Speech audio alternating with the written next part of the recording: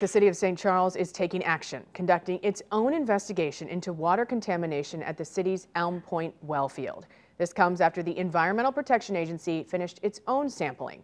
Our Elise Schoenig talked with residents tonight who just want answers. Elise. And this month, the EPA sampled the well field using one sampling method. The city says the EPA's method isn't good enough, and it's now using its own method to investigate. But residents just want to know if their water is safe. I feel like it's a lot of finger pointing and a lot of, well, we don't know who to blame.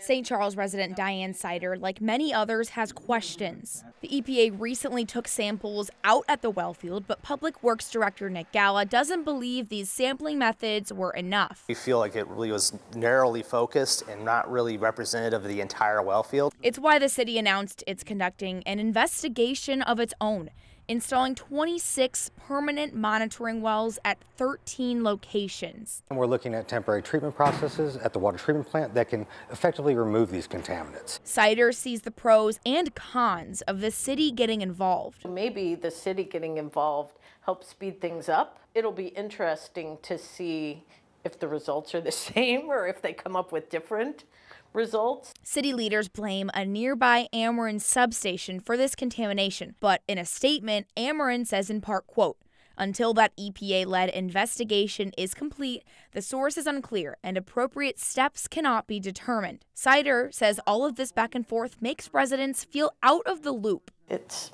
not easy information to get to. Sider has attended all public meetings on the issue, and she says it's hard to measure what progress, if any, has been made. I felt like I had less answers after that meeting than I did going into it. Sider is looking ahead to proposed solutions like drilling an entirely new well field, but it all will come down to what the results show. Hopefully we get some answers this time.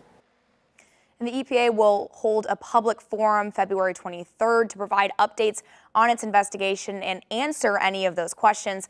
The wells the city will use to investigate will be installed within 60 days.